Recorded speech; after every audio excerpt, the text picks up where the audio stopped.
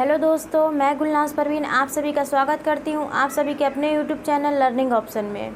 आज हम विभाज्यता से संबंधित नियम देखेंगे।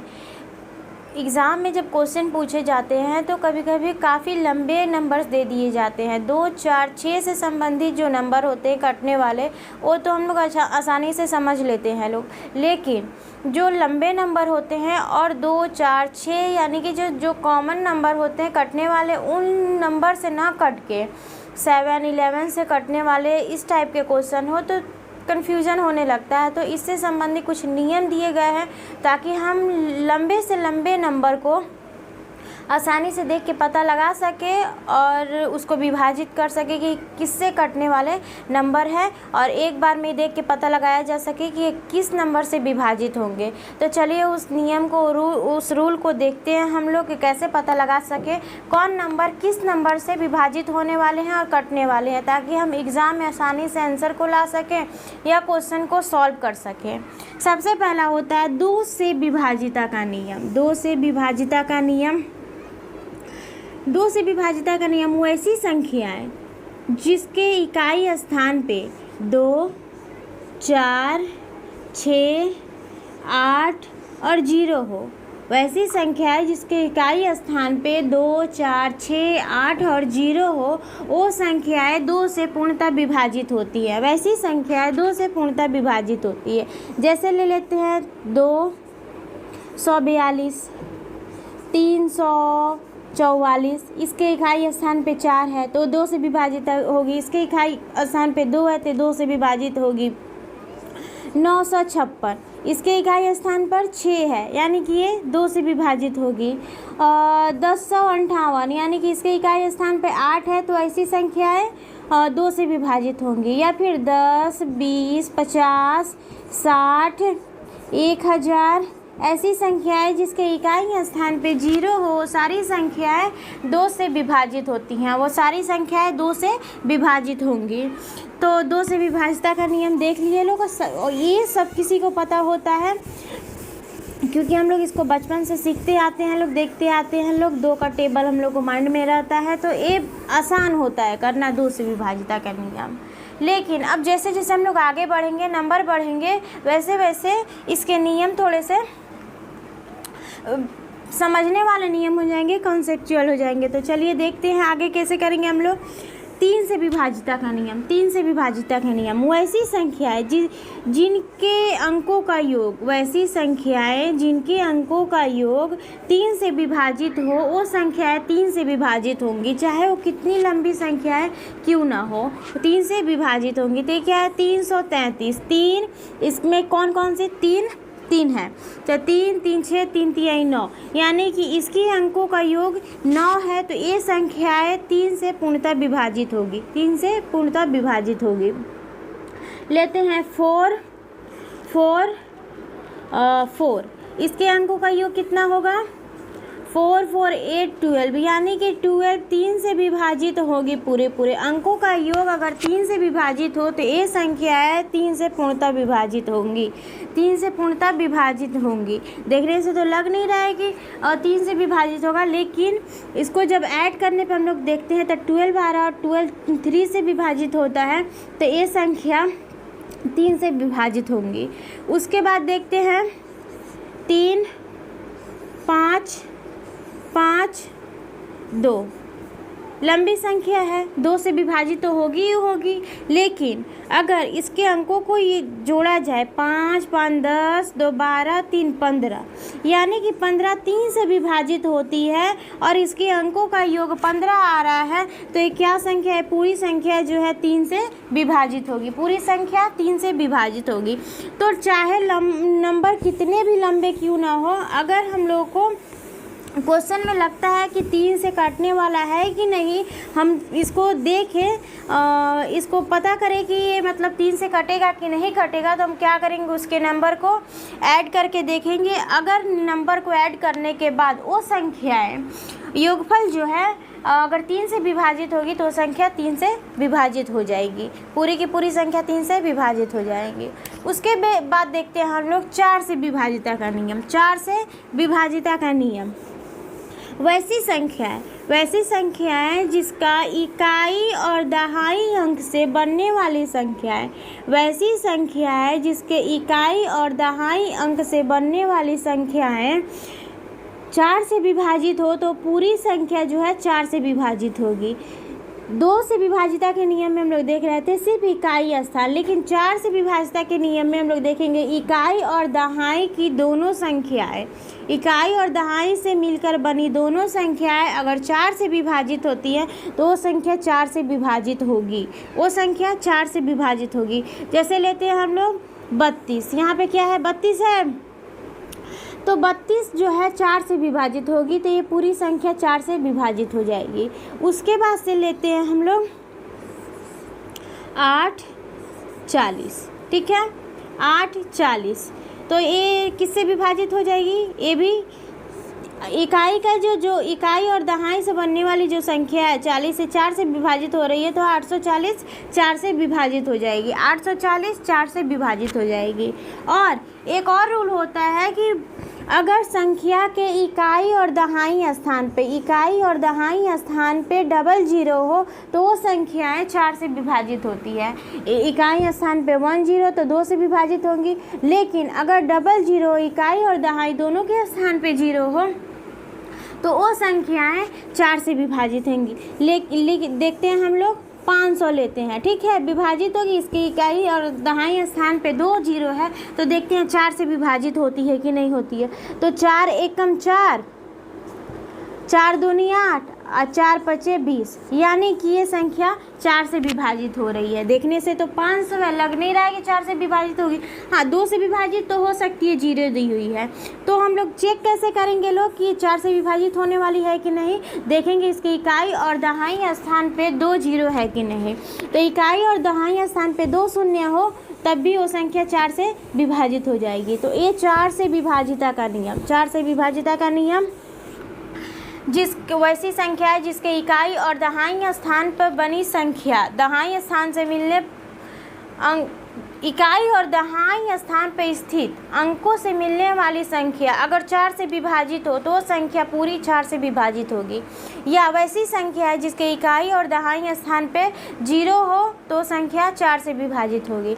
उसके बाद से देखते हैं लोग 5 से विभाजिता का नियम। 5 से विभाजिता का नियम बहुत ईजी होता है, सब किसी को पता होता है कि अगर किसी नंबर के इकाई स्थान पर 5, किसी नंबर के इकाई स्थान पे 5 या 0 हो तो वो संख्या किससे विभाजित होगी, 5 से विभाजित होगी। वो संख्या किससे विभाजित होगी, 5 से विभाजित होगी।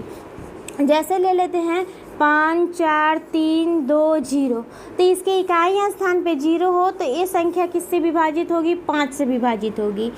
5 6 7 9 11 5, तो इसके इकाई स्थान पे क्या है, 5 है, तो ये संख्या किससे विभाजित होगी, 5 से विभाजित होगी। तो 5 से विभाजिता का नियम बहुत इजी होता है और सारे लोग लगभग जानते हैं कि अगर इकाई स्थान पे 5 और 0 हो तो वो संख्या 5 से विभाजित हो जाएंगी। अब देखेंगे हम लोग 6 से विभाजिता का नियम। 6 से विभाजिता का नियम में होता है वैसी संख्या है जो 2 और 3 दोनों से विभाजित हो, वैसी संख्या है जो 2 और 3 दोनों से विभाजित हो, वो संख्याएं 6 से विभाजित होगी, वो संख्या 6 से विभाजित होगी। तो 2 से विभाजिता का नियम पढ़ चुके हैं हम लोग और 3 से भी विभाजिता का नियम पढ़ चुके हैं लोग।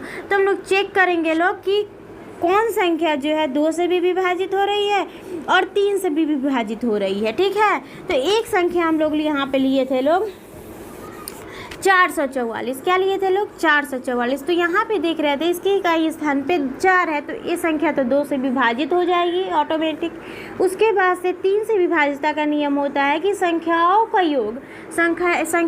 योग अगर 3 से विभाजित हो तो 4 4 8 12, 3 से विभाजित हो तो संख्या किससे हो जाएगी, ऑटोमेटिक 6 से विभाजित हो जाएगी। यानी कि ये संख्या 2 से भी विभाजित हो रही है और ये संख्या 3 से भी विभाजित हो रही है। तो देखते हैं कि ये संख्या 6 से विभाजित हो पाती है कि नहीं हो पाती है, ठीक है। तो 6 चौका 24, 6 सते 42, ठीक है। तो 2 बच जाएगा यहाँ पे, इधर आके 4 होगा तो 6 चौका 24, यानी कि ये संख्या जो है 6 से पूरी विभाजित हो जा रही है, 6 से पूरी विभाजित हो जा रही है। तो हम लोग देख पा रहे हैं कि यहाँ पे जो संख्या 2 और 3 से विभाजित हो रही है वो 6 से ऑटोमेटिक विभाजित हो जाएगी।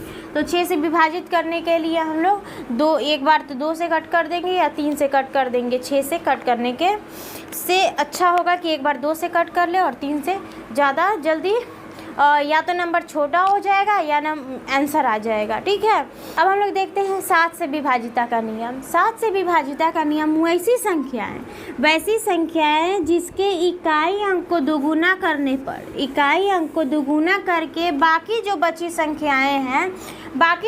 संख्याएं हैं उनमें से घटा देने पर जो संख्या बचती है अगर वो 7 से विभाजित हो तो दी गई संख्या 7 से विभाजित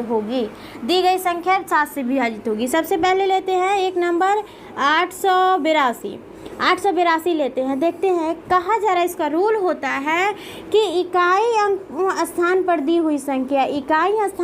हुई संख्या का दोगुना। तो इकाई स्थान पर 2 दिया हुआ है और इसका दोगुना क्या हो जाएगा, 4 हो जाएगा।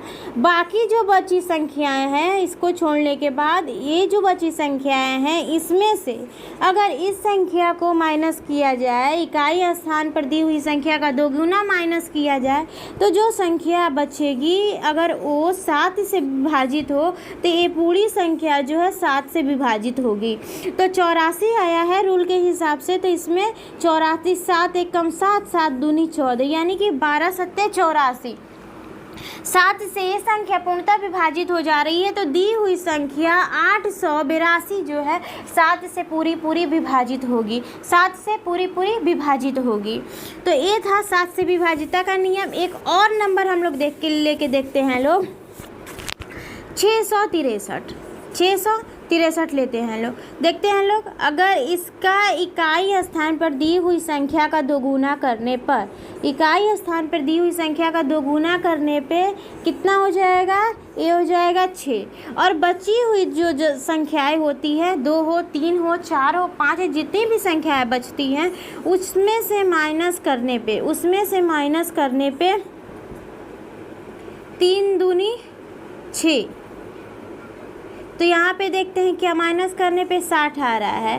तो ये कितना है आपका, 7 से तो ये विभाजित नहीं हो रही है। तो देख रहे हैं कि आने पर ये 7 से विभाजित, ये 7 से विभाजित नहीं होगी। अब हम देखते हैं 8 से विभाजिता का नियम। 8 से विभाजिता के नियम में ये रहता है कि दी हुई संख्याएं के इकाई,